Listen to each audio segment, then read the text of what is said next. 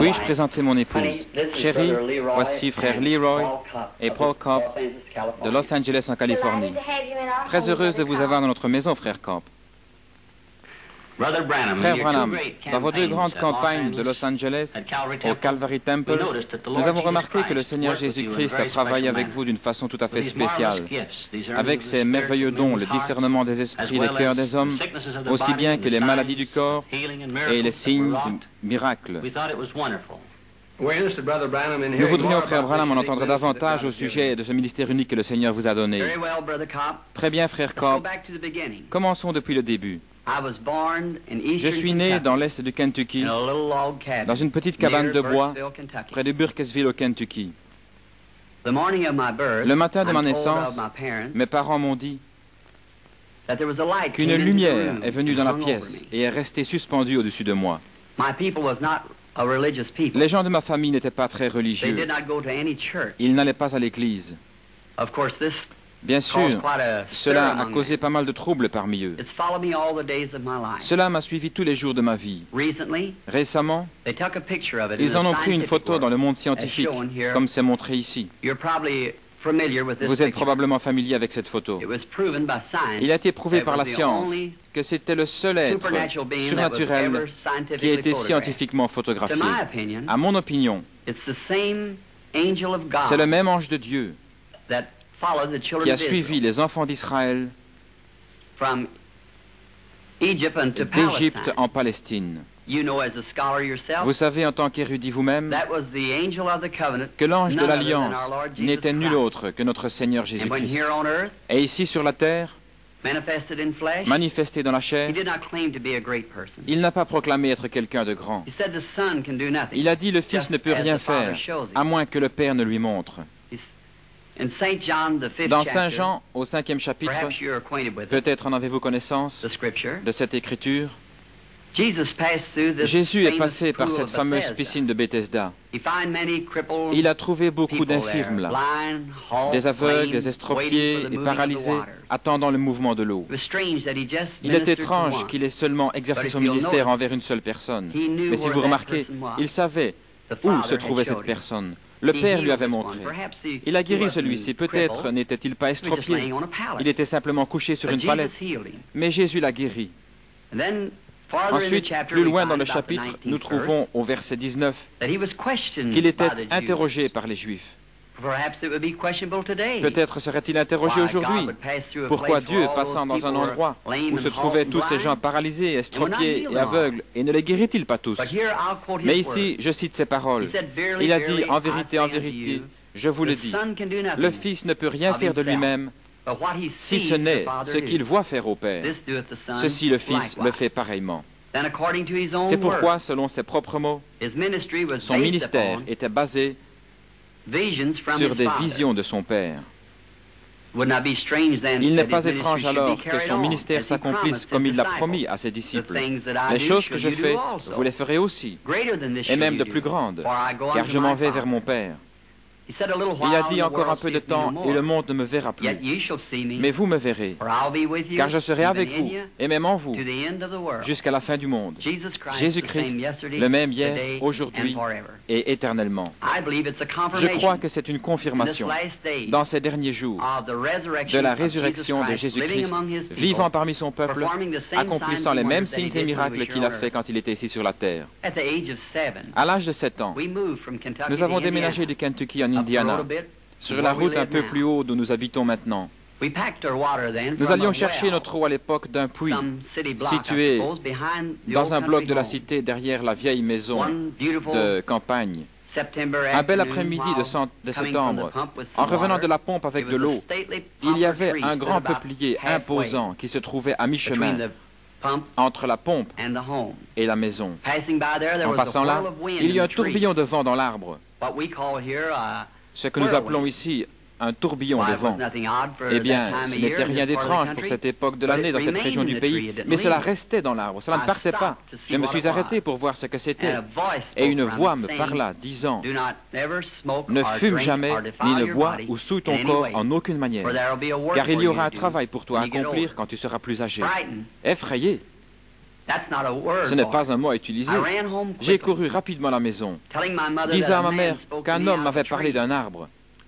Eh bien, elle pensa que j'étais nerveux et elle me mit au lit. Mais à partir de là, des visions commencèrent à venir. Et quand cela vient sur moi, cela produit une vision. Je peux alors dire aux gens ce qui ne va pas avec eux, ce qu'ils doivent faire dans la vie et le péché qu'ils gardent dans leur vie. À l'âge de 37 ans, un soir, je priais dans ma chambre. Quand je suis relevé, j'ai remarqué qu'il y avait une lumière sur le sol. Et en regardant pour voir d'où cela venait d'en haut. La colonne de feu se tenait juste en haut. Elle projetait une lumière sur le sol. J'entendis quelqu'un s'approcher. Je regardais qui venait dans la chambre. Un homme entra dans cette lumière. Une figure humaine. Il devait peser environ 100 kilos. Il avait des cheveux foncés jusqu'à ses épaules, un teint olive, il était pieds nus. Bien sûr, j'étais effrayé. Il me dit, ne crains pas. Dès que j'entendis cette voix, j'ai su que c'était la même voix qui m'avait toujours parlé. Mais c'était la première fois que je le voyais sous une forme humaine. Il dit, je suis envoyé de la présence de Dieu pour te dire que tu dois prier pour des gens malades. De grands signes et prodiges suivront ton ministère. Tu prieras pour des rois et des monarques, etc. Je lui ai dit que j'étais un homme pauvre, que je n'avais pas l'instruction, que je ne serais pas capable de faire ce travail. Il a dit, comme Moïse a reçu 2 signes de la confirmation de son ministère, que je recevrais 2 signes. L'un serait de prier pour les malades, les miracles, et l'autre serait de connaître les secrets même du cœur des gens. Je lui ai dit que j'avais prié à ce sujet, que les gens m'avaient dit que c'était du diable, le ministère. Il fit référence à de nombreuses écritures, comme Philippe, trouvant Nathanaël et Nathaël venant vers Jésus. Lorsque Jésus lui a dit où il se trouvait, quand il était sous l'arbre, lorsque Nathanaël l'a trouvé. Et beaucoup d'autres écritures, comme la femme au puits, comment ses péchés lui furent révélés. Lorsque Jésus lui dit qu'elle avait 5 maris, elle courut dans la ville et dit, c'est le Christ. Il fit référence à beaucoup d'autres écritures. Je lui ai dit que j'irais. Il me donna l'assurance qu'il serait avec moi, toujours. Comme vous savez, frère Cobb, et le monde le sait, de grandes choses se sont produites dans le ministère. Nous pensions à ce qu'étaient ces visions, savoir si je m'en souvenais longtemps. Il y a quelque temps, j'en ai une. Il y a 14 ans, pour être exact, d'un petit garçon mort sur le côté de la route, touché par une voiture et tué. Il devait être ressuscité des morts. Eh bien, j'en ai parlé à tout le monde. Cela a été prophétisé à travers les États-Unis et au Canada. Des milliers de Bibles avaient cela écrit sur la page de garde, que cela aurait lieu. Un jour, alors que nous avions une campagne dans les pays scandinaves, nous étions en Finlande, venant de Kuopio, et il y avait un groupe de personnes rassemblées sur le bord de la route. Ils étaient penchés sur une espèce de forme. Nous sommes sortis pour regarder, et voilà, c'était le petit garçon. Toute la scène était exactement ce qu'elle m'avait été montrée. J'ai dit à frère Moore, regarde dans ta Bible, et voici ce n'est pas cette scène. Oui, dit-il. Je me suis agenouillé et j'ai demandé à notre Seigneur Jésus de confirmer sa parole qu'il m'avait montrée et qu'il m'avait dit qu'il allait se produire. Le petit garçon fut ramené à la vie par notre Seigneur Jésus. Il est en vie et en bonne santé aujourd'hui. Frère Cobb, voici quelques-unes des choses que notre Seigneur Jésus fait aujourd'hui dans le ministère qu'il m'a confié. À mon humble opinion, c'est pour confirmer sa parole qu'il a promis qui arriverait en ce jour. Nous le voyons se produire aujourd'hui. Maintenant, en ce qui concerne les campagnes en Israël, frère Cobb, je serai très heureux de servir notre Seigneur en Israël. Je crois que mon ministère sera très efficace pour les Juifs, parce que, comme le dit l'Écriture, les Juifs cherchent des signes, les Grecs la sagesse. Nous croyons que beaucoup de Juifs et beaucoup de personnes là-bas dans la Terre Sainte arriveront à croire que le Seigneur Jésus-Christ est le Messie lorsqu'ils verront un chrétien accomplissant la prophétie de Joël dans l'Ancien Testament.